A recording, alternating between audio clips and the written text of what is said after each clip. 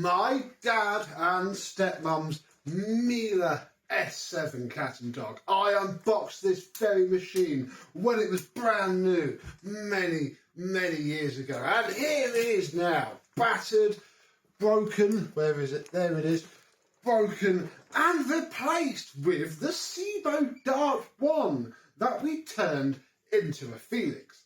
So we now have it. I don't actually know what condition it's in, although I've used it a little bit out there. And we have a humongous bag of stuff. Not all of it is for this. So we can work out what tools they didn't want from the Sebo that we sent them.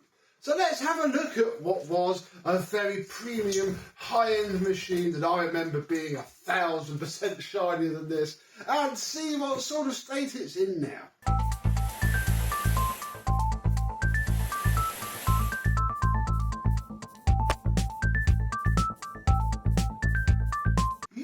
Good evening, my vacuum cleaner and Miele chums. How are you today? Yes, I unboxed this in the front room floor of, well, the house that my dad and stepmum then lived out. Nice 5-bedroomed, big old house in Peterborough it was. It was the perfect machine for it. Lots of carpet, lots of big rooms. Obviously they were younger.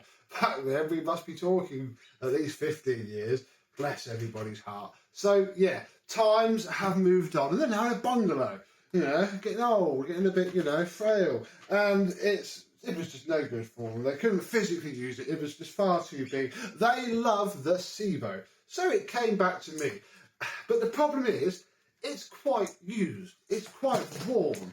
And parts for Miele are very difficult to find. If you remember, we had the white Miele recently in the year.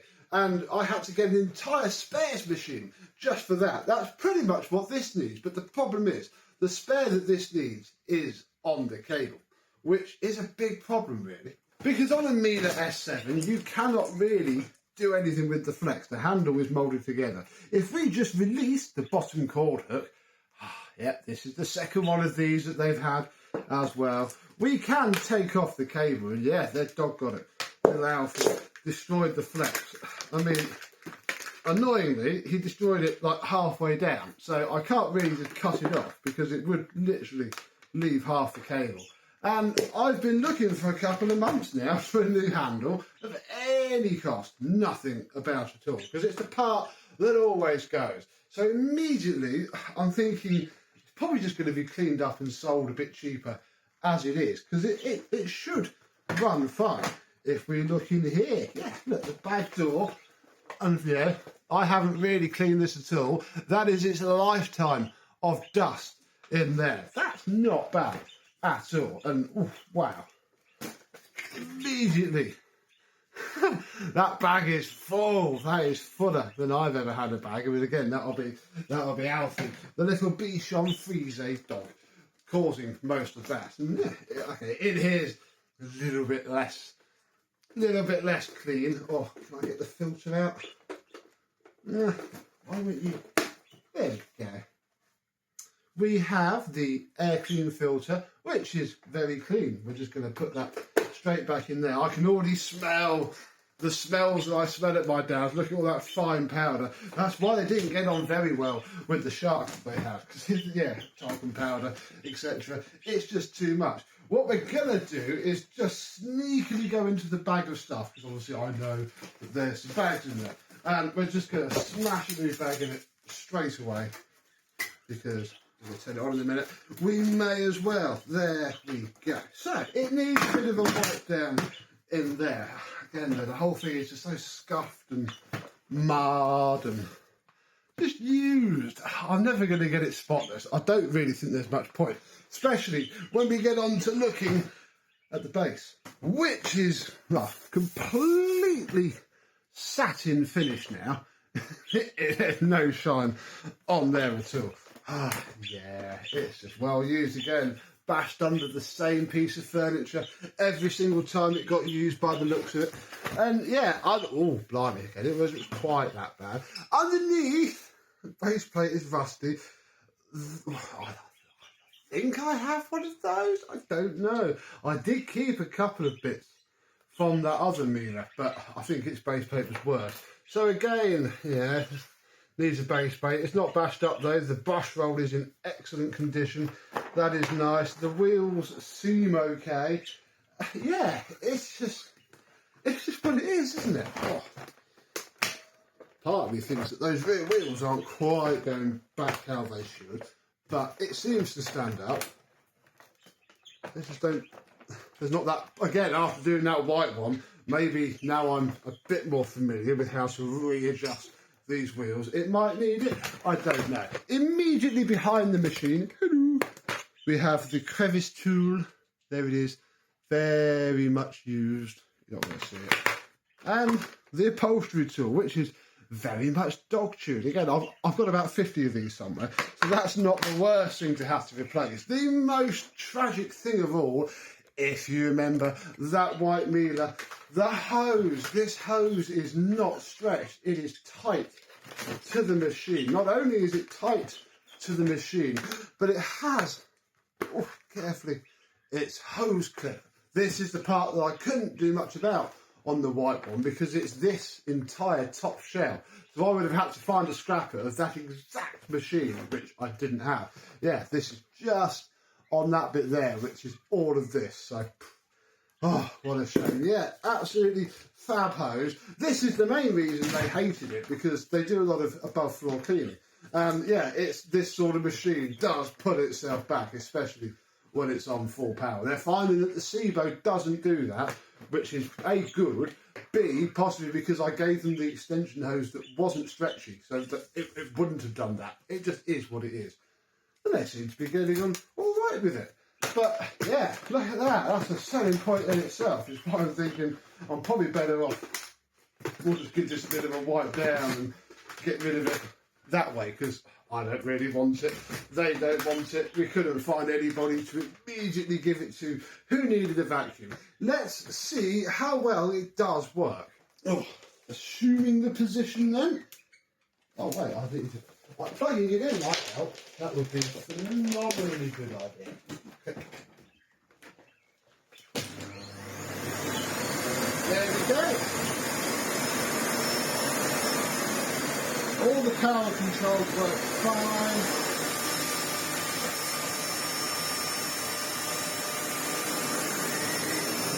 Oh yeah.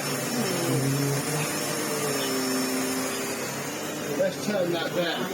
It is a lovely machine to use. It still works perfectly beautifully. Hasn't burnt out, which is rare for one of these. Or, I don't know. So we tried that, can we try once again? The problem is, if we stand it up,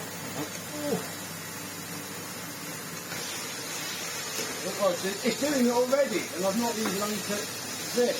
Yeah. And it's already coming towards me. And if it's on full,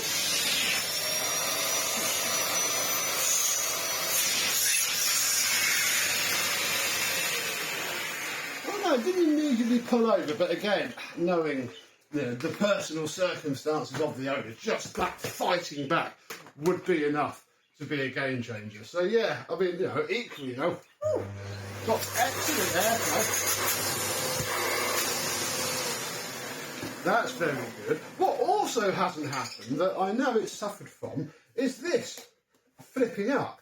It's always done that. I didn't know if they fixed it or not, but I do spy a fairly recent looking air filter, and it is a genuine one. So I imagine that the genuine air filter fixed that at some point, because I think it's part of the clip, and they had a pattern one in there and it didn't quite do it. So that's good. Literally, this thing, bar being a little bit used, is 100% ready to go. Let's see what is in the bag of stuff. We have, in no order at all, a spare shark filter. I gave them a few when they had that shark, and obviously didn't get it all back, so that's fine. We have some bags. Ooh, are these genuine bags? I think we have some pattern bags, and another genuine bag, and another genuine bag, so that's fine. I think I gave them a load of bags, so I think they bought some. So that would explain that. Ooh, we have the mini turbo tool, which hasn't seen a great deal of use. Let's check if this spins. Ooh.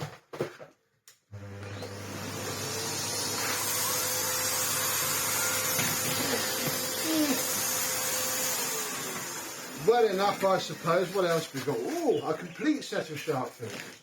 That's handy to have. We have the bottom of a floor steamer and some sort of attachment for a floor steamer. Oh my goodness. Miele filters galore. Oh, yeah, an instruction manual for a Mulan multifunction steam rock. Blimey, yeah, a flipping steam rock thing here. Did they mean to give me this? I might have to triple check this. And I've had this a while as well. So I have, yeah, every single attachment. There's even a hose for a steam rock. Okay. I must have given them a shark turbo head as well. So that's nice. We have a spare one of those. I doubt it fits this Miele though. Oh, it does. It fits perfectly. Oh.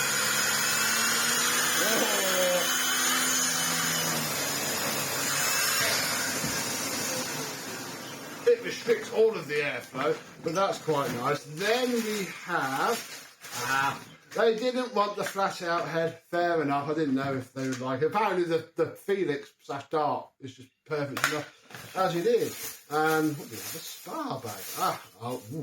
Well, we have the soft dusting brush and the adapter back as well. So I don't think they kept any Dyson tools. If they did, this won't fit. But I think this was all I gave them. So, oh well, yeah. Put these all back in the stores, including my shark filters. I need to work out if I should actually have this steam, brass brush, this steam cleaning stuff or not. We can concentrate on the machine that we need. And I think I'm just going to start doing this, you know, rub it all down, give it just the wipe down that it's all you can do really. We'll get some cream cleaner, which if you're careful and don't scrub it, just let it do the work, should get rid of these paint marks pretty quickly.